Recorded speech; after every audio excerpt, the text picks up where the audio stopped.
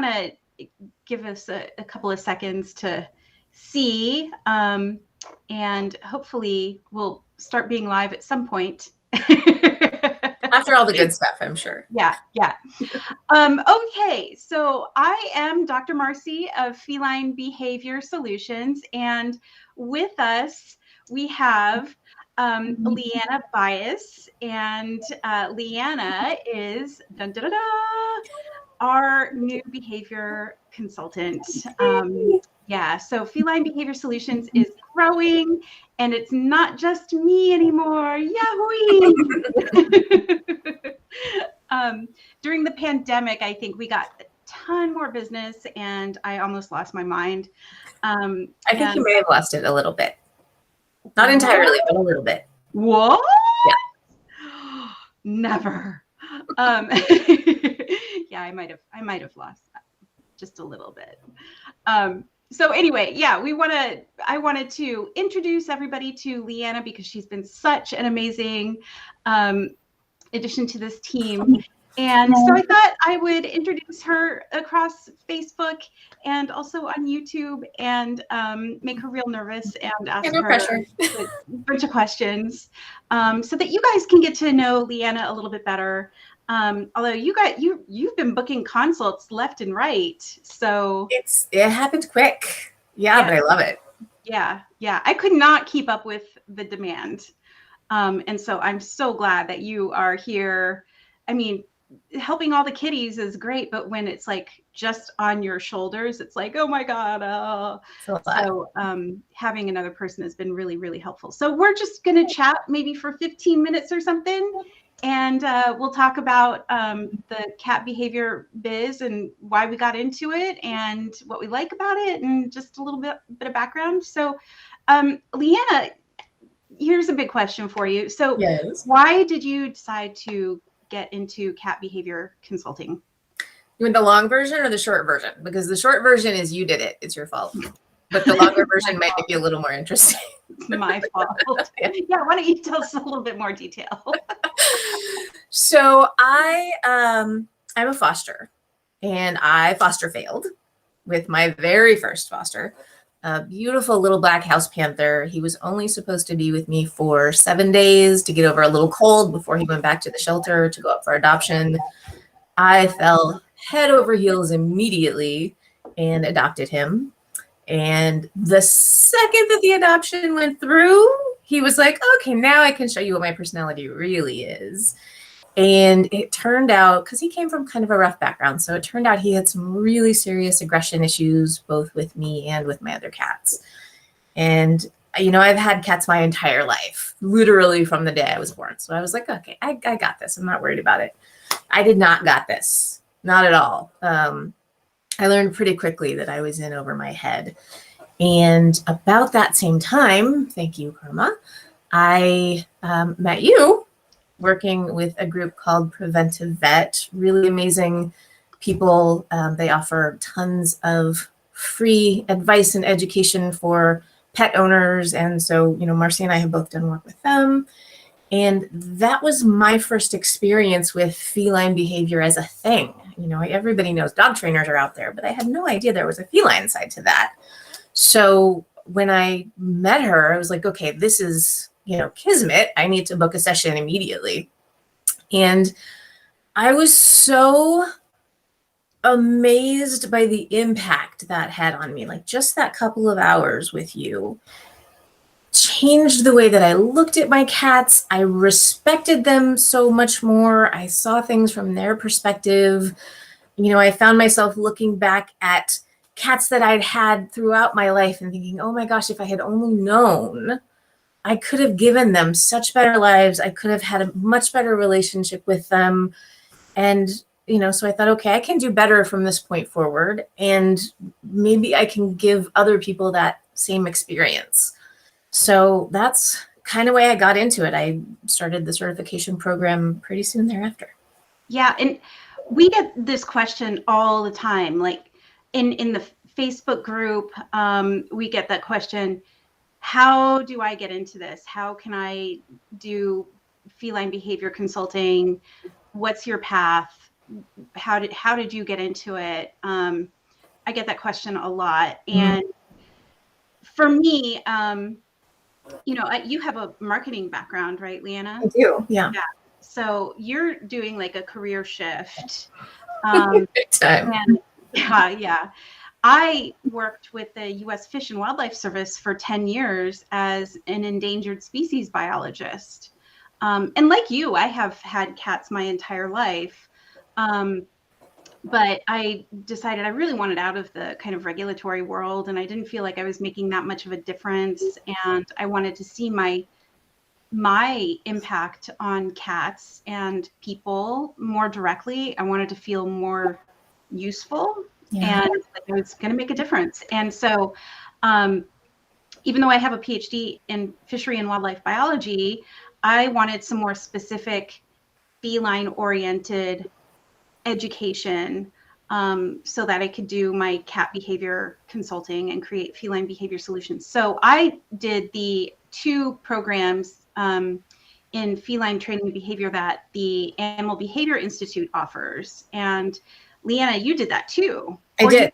You've done the first one. I've done the first one. Yeah. I still have the second one out there. How did you like that experience? It was great. ABI is a great group. The professors, the teachers that we work with were wonderful. It's tough in a virtual world sometimes. There's a lot of writing and reading happening. There wasn't as much video maybe as I would have liked, and it would have been great to have some hands-on experience, but that's just not what that program is designed for. So, can't fault them for that. So yeah, it was a great program. It was work. A lot of reading, a lot of note taking. I went through a lot of highlighters. Plus, I was also like, LeeAnna, when are you going to get done with this? You were not calm about it, no. You're going to finish this soon, right? Yeah. Okay. Soon. Yeah. No, I thought it was great too. I learned a lot from the program, and it was really like, the more you put into it, the more you're going to get out of it. And the cool thing about this field is that there's constant continuing education, especially around cat behavior, because it hasn't been all that well researched up to this point. There are continually new studies coming out and new theories. So it's this kind of ever evolving thing that's just really cool. And you don't get that in a lot of industries. So right. I'm enjoying that aspect of it too. I know. And so you're also going to start working on your fear-free training certification, right? Yep. Yeah. There's always another certification in this business too. So always. Fear-free is next. The fear-free animal behavior, fear-free animal training program is really great. I got a lot out of that when I did my certification. Somebody contacted me because she, just today actually, because she has a kitten who's incredibly fearful after getting treated for ringworm and having to get a lot of like baths done, and then, trying to give her medication. And now she's really fearful. And so I definitely am looking forward to giving her some fear-free education so that she can learn to work with her cats in a way that's not going to stress them out so much. And also work on some clicker training to reduce fear and get her to be a little bit more brave. So I'm excited about that. And the fear-free program really kind of opened my door to those types of consultations. Yeah. So in terms of issues that you like working on, what types of things do you like working with people Sure. It's hard to say that you like them because most of them come from a place where they're causing somebody a lot of stress. So we don't like the issue. We like to help with the issue. I find I didn't realize this until I did my first consult about it, but I'm finding that I have a soft spot for house soiling. Yeah. Because in my 20s, before I went through the program and before I knew anything, I had a cat named Wiley, my sweet boy. And for 12 years of his life, he would pee on anything soft in my house. And it was a nightmare. It made our relationship extremely strained. I was meaner to him than I should have been. I punished him because I thought he was doing something wrong. I just didn't know. I didn't know any better. And now that I've been through the training and I understand what was happening, I just wish I had a time machine and I could go back and redo that all over, because I could have given him such a better life. And I mean, I adored him. We were bonded, but we could have been. So I have a real soft spot for people who are going through that kind of frustration, and also who are feeling the relationship kind of crumble with their cat, which can really weigh on you. You know, that can be a traumatic experience. So yeah, so that's kind of where I'm feeling the most connected right now. Yeah, I have to echo that sentiment. I mean, it's hard when somebody reaches out to you and you can tell that there's a lot of stress and a lot of pain. That relationship has become really broken between the cat and their people, in a lot of ways. And just being able to help somebody understand their cat a little bit better and be able to let go of resentment and anger, and maybe feel a little bit more empathetic to what their cat is going through, that can just really shift everything. It's as much people therapy as it is cat therapy. It is kind of, I think ABI needed to like offer some working with humans classes, right? Because there's a lot of yeah. I've been a couples counselor, I've been a human psychologist. Not certified. Disclaimer. Yeah, disclaimer. Don't take my advice for humans. Not responsible for that. Not responsible for divorces. Yeah. But I mean, some people are on their way to divorces because of pet issues. True. And well, I think that there's other things going on in the relationship, but pet issues and differences in pet parenting can really magnify those issues in a relationship. And then guess who gets to deal with them? Yes. I mean, and the people going through it, but Yeah. Yeah. So what kind of challenges, I mean, in the while that you've been doing consulting with Feline Behavior Solutions, what are some of the challenges, the unexpected challenges that you didn't realize were going to kind of come up for you? I knew that it was going to be emotional. I knew I was going to get emotionally invested in a lot of these things.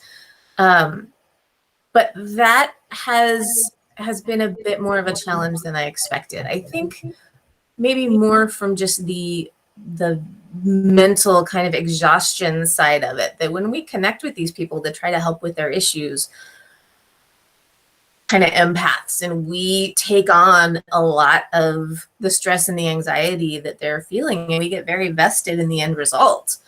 And waiting that couple weeks, couple months, whatever it is, to kind of see how things are going, you've always got in the back of your mind, I wonder how that's going. I wonder if I should check in. I wonder if they did that thing that we talked about. So at night, I find myself kind of going through the list. Okay, who have I heard from? Who do I need to check in on? Who am I worried about? So that's been a little bit more of a challenge, I think, than I expected it to be. But then you get to talk to them later and they look so much lighter and they feel so much better. And then you can kind of let it go. And they look better. You're like, oh, you look worse. You don't look worse, but like, yeah, it's fine. You can say it. No, I feel the same way. Like, I was unprepared for how just emotionally, it's an emotional investment working with each client. And I was unprepared for that. I was like, oh, I'm going to get into this and I'm going to help cats and yay, everybody be happy. But like, and that's great when that happens. It's awesome when that happens. But there are some clients that, it doesn't always work out. Sometimes it is. That's a lot to take on. Yeah. Sometimes, and it's really unfortunate. But I love the people who contact us and they are down to do the work. Yes. They ask questions. They keep in contact. They stay awake for the 2-hour phone call. Yes, they stay awake. That's a long call to talk about cats sometimes. I know, but like when you get those clients who are like really invested, those are the people that I love working with. And honestly, those are the people who seem to be the most successful. Yeah. Because when they call us, you know, they can rely on us for support, but they're the ones doing the work. Yeah. And that's something that I have to remind myself about. Like, hey, I can only be invested so much, but they have to do the work. So, Yep. you know, that's one thing that helps to lighten my emotional load, even though it's really hard because I want everybody to be successful. Yeah. Yeah. Okay. So tell me about, you said you grew up with cats all your life. You've had cats all your life. Oh, the critters. Tell me about that first cat that you connected with. Oh, geez. This is where my mom cringes because I start talking about all the cats that I can't even remember all of our animals' names, because my house growing up was just one of those houses where if you couldn't keep your pet, you brought it to us. If you were a stray, you showed up on your doorstep. You know, my stepfather would go jogging one day and came home with like 5 puppies that he found in the desert. So like we just had a constant in and out flow. We would take what needed a home, we would find a home for it, and it was a lot of them. But our first kitten actually came along about the same time I did, and her name was Yo-Yo. She was a little Siamese. We were both born in an army base in Germany. Then we both came back to the States together, and you know, she was a Siamese. She was bonded more to my mom than me, but she was my first cat. We got a dog around the same time. I know I'm in the cat business, but I also have had many dogs. I had my spirit dog. Dogs are amazing too. So, you know, we had birds. We had a rabbit that got hit by a car once that we tried to save. We had an iguana. I had rats for a while. I mean, we had all the things, but there were always cats, at least 1 or 2 cats in the house. I think we probably had maybe 3 batches of kittens because somehow we always found pregnant strays. So we had lots of kittens in the house. Magnet. Yeah, I couldn't even tell you a specific one that I bonded with more than the others because there were just so many at all these different times in my lives, and I loved them all. Yeah, I know. I've had some very special kitties in my life too, and yeah, I mean, I grew up with cats, and I think you bonded differently with them when you're out on your own in your adult life versus, you know, when you're a kid at home with your parents. So I was probably most bonded to the cats that I had, you know, once I left home and then went back and then left and then went back and then left. Right. Yeah.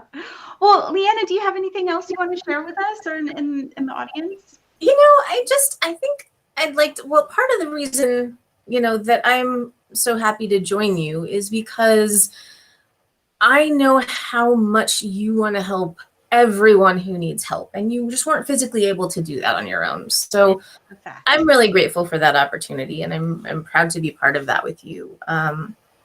And, you know, one of the things that we both share is a passion for wanting to get more information out there about cat behavior. You know, there's so much about dog behavior and dog training and why they do what they do. There's not as much about cats. And, you know, that's part of the reason that people they're easy. They're really not. It's just that people don't know this because we're not sharing as much about cats. So part of what we're going to be able to do together is create more content, more educational information, more videos and things for you guys, for our followers. And you can really help us kind of spread this information. So, you know, subscribe to our pages, follow us, share posts with your friends every now and then. You guys can help us help the people who help the cats who help the people. So hopefully you'll just be seeing a lot more from us, and we'll be able to give you more information that's helpful, and maybe we can start a little cat movement. And that's a great point. I mean, I've been unable to keep up with writing articles on my website, keeping in touch with people who have subscribed to our newsletter, doing YouTube videos, you know, all that answering stuff. questions that come in. Right, right. Take Yeah. questions that come in. And so having two of us now, because we're the same person, obviously. Pretty much. The same person. And but having two of us now is going to enable us to get more information out there. So please do let us know what you need more information about. You can reach either me or LeeAnna by simply sending an email to hello@felinebehaviorsolutions.com and stop by our website. It's felinebehaviorsolutions.com. So thank you so much for watching our interview. We are happy to see you here, and we will hopefully see you again. Thanks. Bye, everybody. Bye.